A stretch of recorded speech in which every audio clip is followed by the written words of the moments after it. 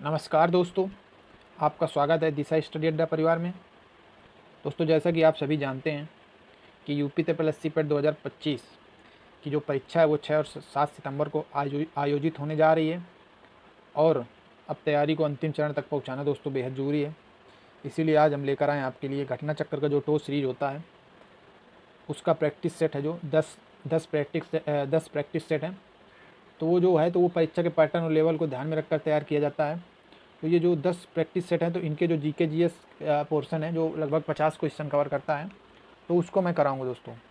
तो इसमें क्या है कि मोस्टली जो करंट अफेयर्स क्वेश्चन है वो मोस्टली 10 प्रैक्टिस सेट कर लेंगे। तो 10 में मान लीजिए 100 क्वेश्चन आपको करने हैं, ठीक है, 10 क्वेश्चन दिए हुए हैं, तो 100 में आपको मिनिमम ही कम से कम 5 से 6 क्वेश्चन तो देखने को मिल ही जाएंगे। तो वही लगभग 20 से 30 मिनट क्लास रहेगी, तो आप लोग ज़रूर देखिए और जितना हो सके दोस्तों को भी शेयर करिए। तो चलिए शुरू करते हैं बिना देरी किए हुए। पहला क्वेश्चन है कि जून 2023 तक भारतीय संविधान लोकसभा में अधिकतम कितने सदस्यों की अनुमति देता है? तो इसका राइट आंसर हो जाएगा ऑप्शन सी, 550। तो जो लोकसभा आती है वो अनुच्छेद 81 में है, ठीक है। तो इसमें क्या है, 2 एंग्लो इंडियन भी होते थे, तो उसको जो 2019 में संशोधन किया गया था तो उसको समाप्त कर दिया गया है, ठीक है। तो इसमें क्या है, 530 सदस्य जो हैं तो वो संघ राज्य क्षेत्रों से चुने जाएंगे और जो 20 सदस्य होंगे वो केंद्र शासित प्रदेशों से होते हैं। नेक्स्ट क्वेश्चन, लच्छू महाराज, ये लक्ष्मू नहीं है, लच्छू महाराज है कि लच्छू महाराज के प्रसिद्ध भारतीय शास्त्रीय नर्तक और नृत्य निर्देशक थे। मतलब वो डांस था तो वो कथक डांस था। कथक डांस के लच्छू महाराज एक प्रसिद्ध भारतीय शास्त्रीय नर्तक और जो कोरियोग्राफर थे वो कथक डांस के थे। तो इसका राइट आंसर हो जाएगा ऑप्शन डी। नेक्स्ट क्वेश्चन होगा कि निम्नलिखित में से कौन सा उपन्यास भीष्म साहनी द्वारा लिखा गया है? तो जो भीष्म साहनी द्वारा लिखा गया है वो तमस लिखा गया है। जो भीष्म साहनी का था वो तमस उपन्यास है। नेक्स्ट क्वेश्चन है, कटीले वन तथा झाड़ियाँ भारत के किन भागों में पाए जाते हैं? तो इसका राइट आंसर हो जाएगा ऑप्शन डी, उत्तर पश्चिमी में। तो जो उष्णकटिबंधीय कटीले वन थे, ठीक है, इनको जो कटीले वन झाड़ियाँ हैं तो उनको उष्णकटिबंधीय कटीले वन जो हैं तो भारत के जो उन क्षेत्रों में पाए जाते हैं जहाँ वर्षा 70 सेंटीमीटर से कम होती है, ठीक है। इन वनों में प्राकृतिक वनस्पति के रूप में कटीले वन, झाड़ियाँ एवं कई प्रकार की घासें भी पाई जाती हैं। तो ये वन मुख्यतः भारत के जो उत्तर पश्चिमी भागों में पाए जाते हैं, ठीक है। तो इसका राइट आंसर हो जाएगा ऑप्शन डी। नेक्स्ट क्वेश्चन है कि सुमेलित करना है इसमें देश दिए हुए और राजधानी। तो इसका राइट आंसर हो जाएगा ऑप्शन सी, यानी कि जो म्यांमार की राजधानी है वो नापता है, ये 4 नंबर, और जो कंबोडिया की राजधानी है वो है नोम पेन, और जो वियतनाम की राजधानी है वो हनोई है, और जो लाओस की है तो वो है वियंतेन। ये दोस्तों गलत टाइप हो गया है, तो लाओस की राजधानी है वियंतेन। नेक्स्ट क्वेश्चन, ये भी सुमिलित करने को है कि जो चारागाह हिल स्टेशन है वो किस राज्य में है स्थित है? तो जो इसका राइट आंसर हो जाएगा बी। जो बन्नी चारागाह है वो है गुजरात में, ठीक, और जो बुग्याल चारागाह है वो है जम्मू और कश्मीर में।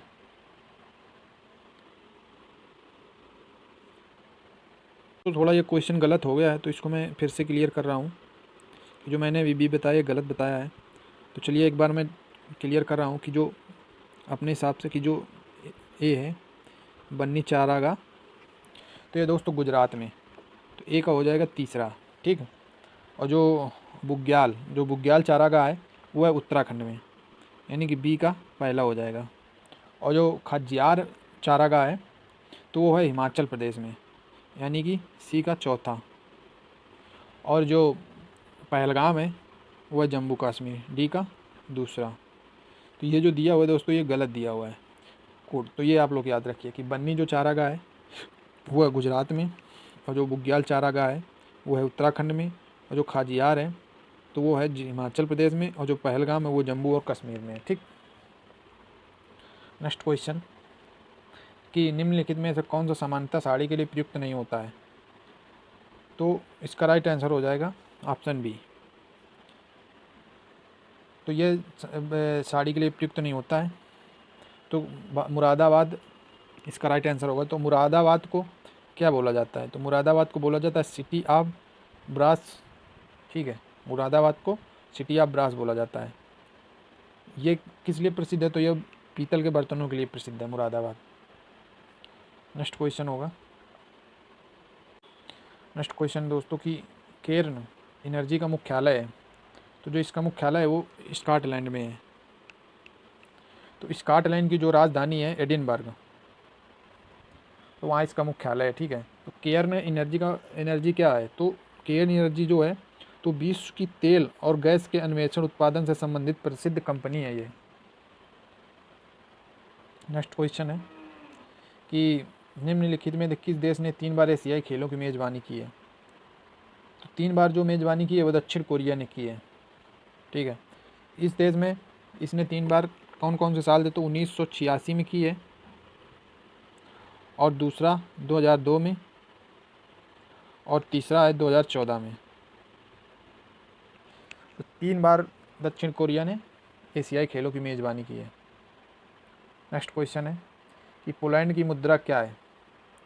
तो पोलैंड की जो मुद्रा है वो ज़्लॉटी है, ऑप्शन डी।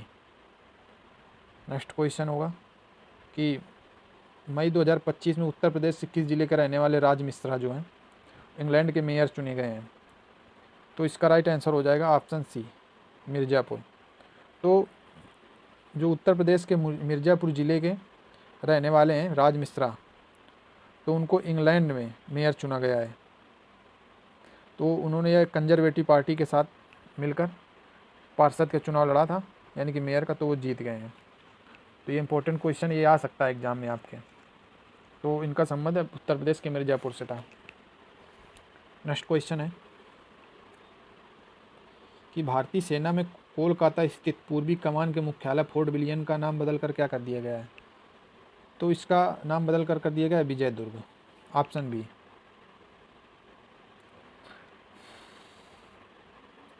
तो जो फोर्ट विलियम है तो उसका नया नाम कर दिया गया है विजय दुर्ग, और जो फोर्ट विलियम है वो हुगली नदी के किनारे स्थित है। ठीक। नेक्स्ट क्वेश्चन है कि भारत का पहला आर्टिफिशियल इंटेलिजेंस एआई विश्वविद्यालय किस राज्य में स्थापित किया जाएगा? तो इसका राइट आंसर होगा option A, Maharashtra. Next question है दोस्तों कि स्टॉकहोम वाटर प्राइज़ 2025 किसे प्रदान किया गया है? तो इसका राइट आंसर हो जाएगा ऑप्शन सी, गुंटर ब्लोसल को। दोस्तों ध्यान से सुनिएगा, जो मैं बता रहा हूँ कि मार्च 2025 में जो प्रतिष्ठित स्टॉकहोम वाटर प्राइज़ है 2025, तो ऑस्ट्रेलियाई जल विज्ञानी जो थे गुंटर ब्लोसल को प्रदान किया गया है। तो उनको किस लिए दी गई? कि उनको बाढ़ जोखिम विश्लेषण, ठीक है, और जल प्रबंधन में उनके अग्रणी कार्य के लिए यह पुरस्कार उनको प्रदान किया गया है। तो जो इस पुरस्कार को जल के नोबेल पुरस्कार के रूप में भी जाना जाता है। ठीक है, तो ये याद रखिए आप कि जल के नोबेल पुरस्कार के रूप में किसे जाना जाता है।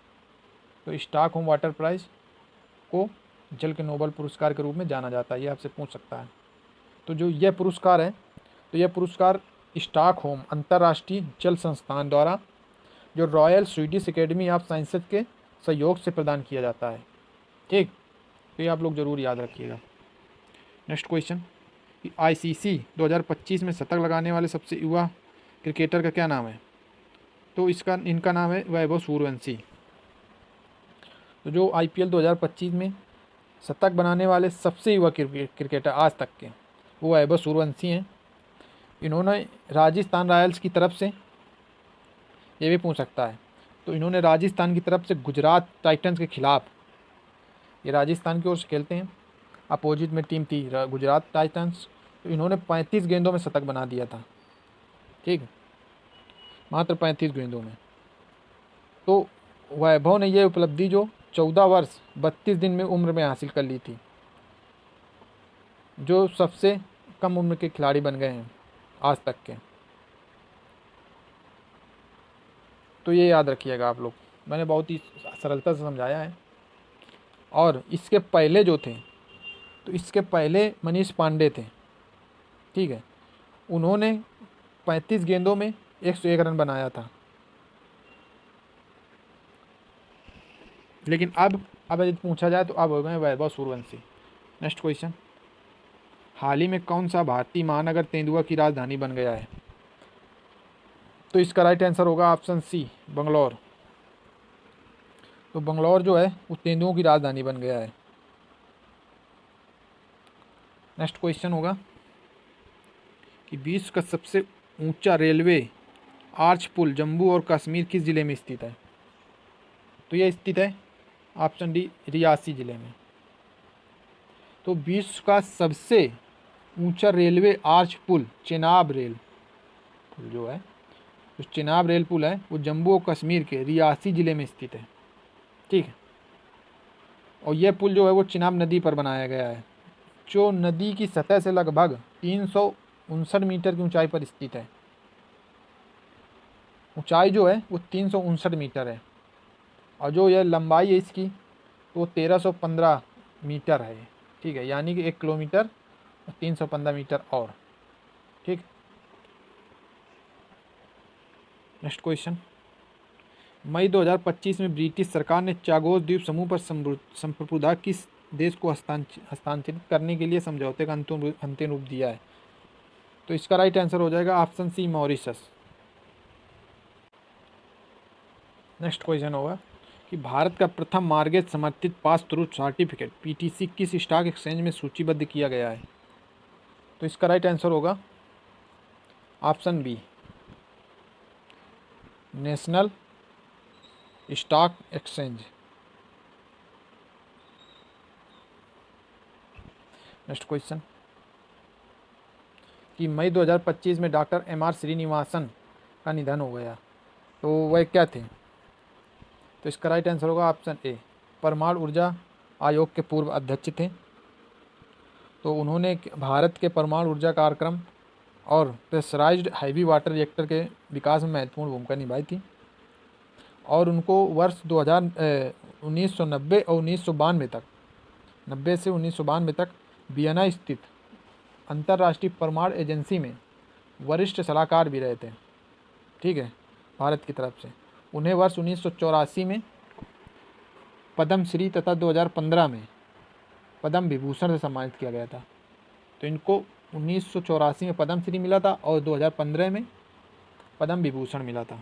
ये आप लोग याद रखिए, हाल ही में निधन हुआ इनका मई में, तो ये आपसे पूछ सकता है एग्जाम में। नेक्स्ट क्वेश्चन है कि जो 1976 में 42वां संविधान संशोधन हुआ था, तो भारतीय संविधान में उस संशोधन द्वारा कितने निदेशक तत्व जोड़े या संशोधित किए गए थे? तो उसका राइट आंसर हो जाएगा ऑप्शन बी, 4। तो 4 नए नीति निदेशक तत्व जोड़े या संशोधित किए गए थे। तो कौन कौन से? तो वो था अनुच्छेद 39, ठीक, और अनुच्छेद 39A, और तीसरा था अनुच्छेद 43A, और चौथा था अनुच्छेद 48A, ठीक। तो ये 4 अनुच्छेद थे। नेक्स्ट क्वेश्चन कि भारतीय संविधान के भाग 3 में मूल अधिकारों के कितने समूह निहित हैं? तो इसका राइट आंसर हो जाएगा ऑप्शन ए, 6। तो जो भाग 3 है तो मूल अधिकार से रिलेटेड है, यानी कि अनुच्छेद 12 से 35, ठीक। और वो 6 मूल अधिकार कौन कौन से हैं? पहला है समानता, दूसरा है स्वतंत्रता का अधिकार, और तीसरा है शोषण के विरुद्ध अधिकार, और चौथा है धर्म की स्वतंत्रता का अधिकार, और पाँचवा है संस्कृति और शिक्षा संबंधी अधिकार, तथा छठवां है संवैधानिक उपचारों का अधिकार।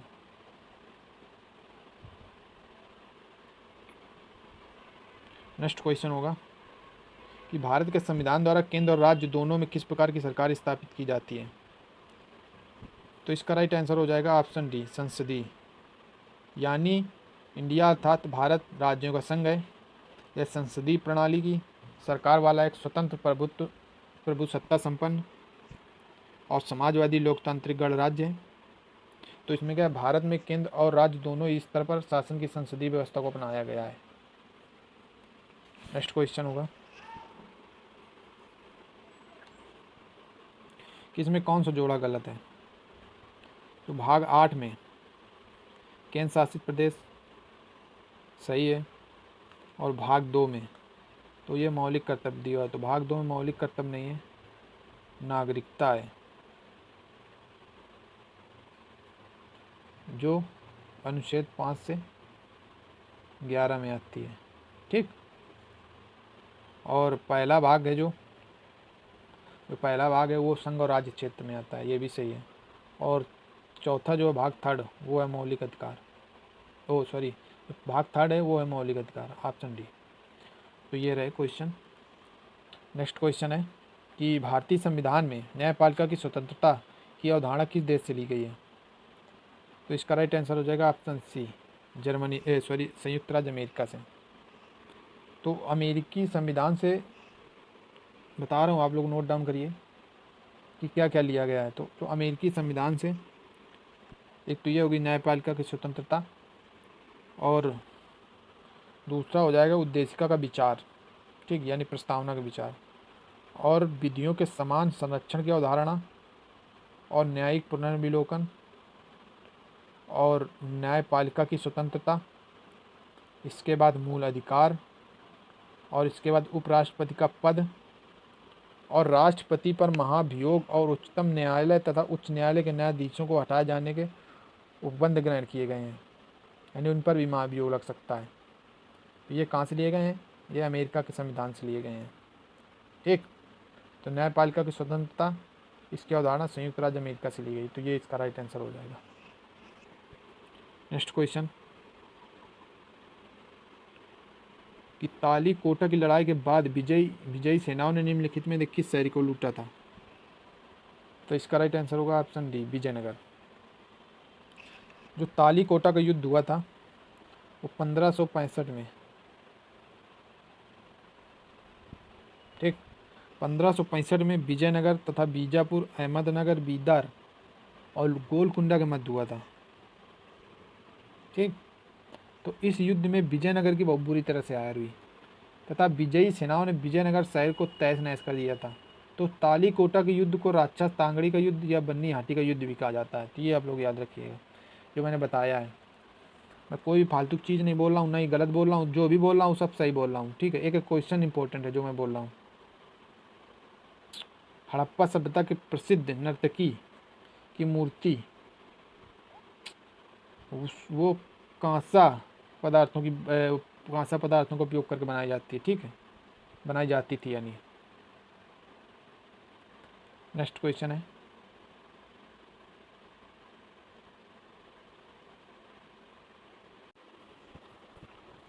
दोस्तों, नेक्स्ट क्वेश्चन है कि हड़प्पा सभ्यता की प्रसिद्ध नर्तकी की मूर्ति कांसा पदार्थों का उपयोग करके बनाई गई थी। ठीक है, तो यह कहाँ से प्राप्त हुई थी। तो यह प्राप्त हुई थी मोहनजोदड़ो से। नेक्स्ट क्वेश्चन है कि समाहर्ता नामक अधिकारी का कार्य क्या था। तो इनका कार्य था कर निर्धारण का।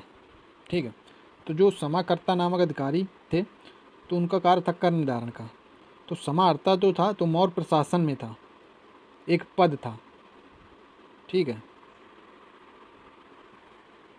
तो यह सभी प्रकार के जो कर थे तो उसकी जिम्मेदारी थी कि उन जो आय के स्रोत से उनके जो कर होता था यानी टैक्स, उनको एकत्रित करना था।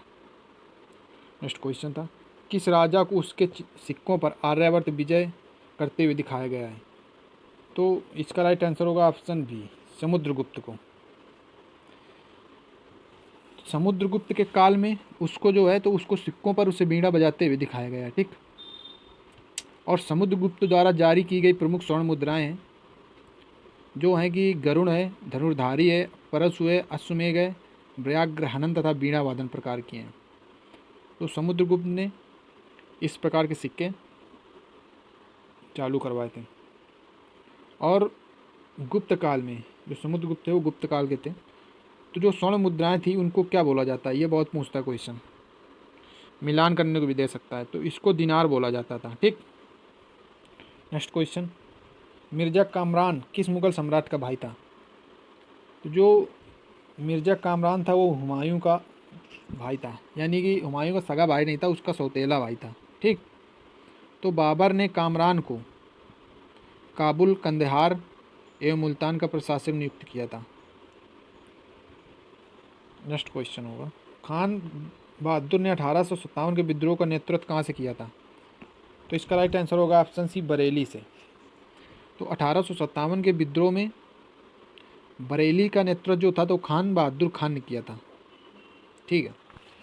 और मैं बता दे रहा हूँ आपको कि 1857 में, ध्यान सुनिएगा, अन्य जो राज्य थे या शहर थे तो उनका जो नेतृत्व किया तो मैं बता रहा हूँ विस्तार से, नोट डाउन करिएगा। दिल्ली से तो जो उस समय जो मुग़ल बादशाह थे बहादुर शाह जफर, उन्होंने किया था। ठीक। कानपुर से किया था नाना साहब ने और तत्या टोपे ने।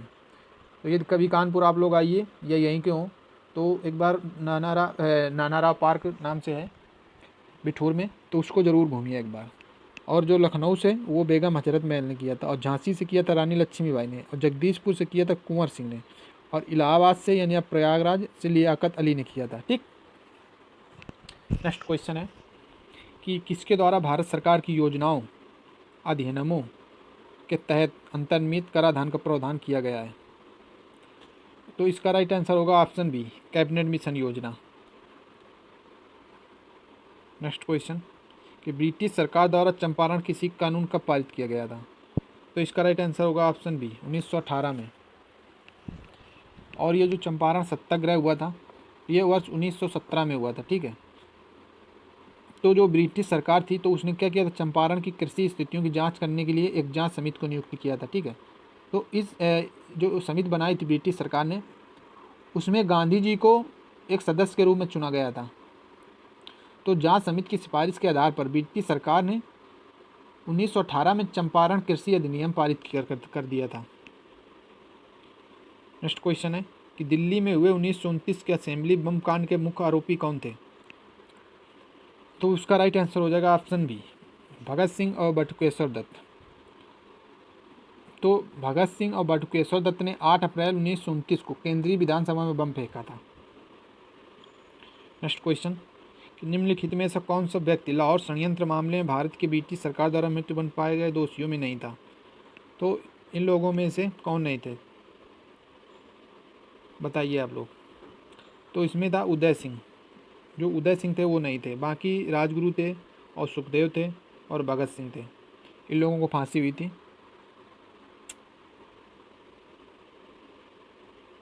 नेक्स्ट क्वेश्चन 36 नंबर की, सर्वोत्तम किस्म का संगमरमर कहाँ पाया जाता है? यानी कि जो सबसे बेहतरीन होता है तो वो पाया जाता है माकराना में। तो माकराना जो है तो वो कहाँ है, तो राजस्थान के डीडवाना कुचामन ज़िले में स्थित है। तो जो राजस्थान का डीडवाना है ज़िला, कुचामन ज़िला, तो वो मकराना जगह है एक वहाँ पे, तो वहाँ पे सबसे सर्वोत्तम किस्म के संगमरमर पाए जाते हैं। इसे मकराना संगमरमर भी कहा जाता है। तो इसी मकराना संगमरमर से ताजमहल, याद रखिए, ताजमहल और विक्टोरिया मेमोरियल हॉल जो कोलकाता में है, तो इसी पत्थर से यानी इसी संगमरमर से उसका निर्माण हुआ था। नेक्स्ट क्वेश्चन है कि ये राज्य है और सबसे ऊंची चोटी जो है, तो इसका राइट आंसर हो जाएगा ऑप्शन डी। तो जो तमिलनाडु की सबसे ऊंची चोटी है वो है डोडा बेटा चोटी, यानी कि एक ऑफ 4 नंबर। ठीक। और राजस्थान की जो सबसे ऊंची चोटी है तो वो है गुरु शिखर, यानी बी का तीसरा। और जो नागालैंड की सबसे ऊंची चोटी है तो वो है सारामती चोटी, ऑप्शन 2। और जो मध्य प्रदेश की है तो मध्य प्रदेश की सबसे ऊंची चोटी धूपगढ़। ठीक। नेक्स्ट क्वेश्चन है कि अरावली और मध्य बिंद पर्वतमालाओं के मध्य कौन सा पठार स्थित है? जो अरावली है और बिंद जो पर्वतमाला है तो उसके जो मध्य स्थित है वो मालवा का पठार स्थित है। ठीक है। नेक्स्ट क्वेश्चन कि टाइगा वन की विशेषताएं क्या हैं? टाइगा वन जो होते हैं वो समशीतोष्ण होते हैं, यानी कि जो शीतोष्ण इनको क्या, इनको पता है क्या बोला जाता है? इनको शीतोष्ण कोणधारी वन भी बोला जाता है। एक तो टाइगर वन भी बोला जाता है और शीतोष्ण कोणधारी वन भी बोला जाता है इनको। तो ये याद रखिए, ये टाइगर वन हो या शीतोष्ण कोणधारी वन हो, दोनों एक ही होंगे। नेक्स्ट क्वेश्चन कि निम्नलिखित में से कूलगर्दी, ये कूलगर्दी नहीं है, ये कूलगार्डी है, ये कौन सी क्रिया संपन्न होती है? तो इसका राइट आंसर होगा, मतलब वहाँ पे क्या होता है, क्या पाया जाता है? तो वहाँ पे तांबा का खनन होता है, यानी वहाँ पे तांबा पाया जाता है। जो पश्चिमी ऑस्ट्रेलिया है, तो वहाँ पे एक कूलगार्डी स्थान है, ठीक है। तो वहाँ पे तांबे का खनन होता है और सोना का भी खनन होता है। तो राइट आंसर हो जाएगा इसका तांबा दिया, वो जो तांबा सही कर देंगे, ठीक। नेक्स्ट क्वेश्चन कि पंचवर्षीय योजनाओं में योजना अवकाश की अवधि, तो जो योजना अवकाश की अवधि थी तो वो थी 1966 और 1969, ठीक। इसके बीच में जो था तो वो योजना अवकाश हुआ था, यानी कि इस बीच में कोई भी पंचवर्षीय योजना नहीं आई थी। नेक्स्ट क्वेश्चन, भारतीय रुपया का अंतर्राष्ट्रीय बाजार में अवमूल्यन करने के लिए वर्ष 1991 में रुपये के अवमूल्यन का निम्नलिखित में कौन सा प्रभाव नहीं था? तो इसका राइट आंसर हो जाएगा ऑप्शन ए, आयात बढ़ा था। तो इसमें क्या कि भारतीय मुद्रा का अंतर्राष्ट्रीय समायोजन करने के लिए 1991 में रुपये का अवमूल्यन किया गया था। तो इसके परिणाम स्वरूप भारत में जो आयात था वो बहुत हतोत्साहित करने वाला था, यानी कि ज़्यादा हुआ था, ठीक है।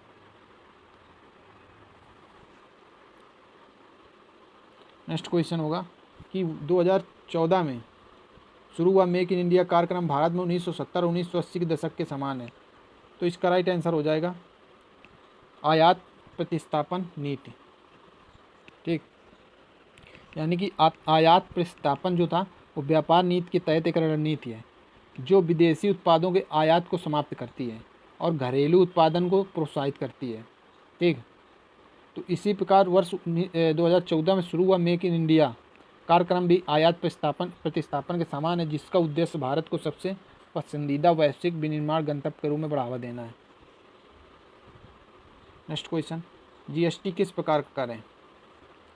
तो जो जीएसटी है वो है इनडायरेक्ट टैक्स, यानी अप्रत्यक्ष कर माना जाता है, ठीक है। तो जो जीएसटी लागू हुई थी वो 1 जुलाई 2017 को लागू हुई थी, ठीक है। नेक्स्ट क्वेश्चन होगा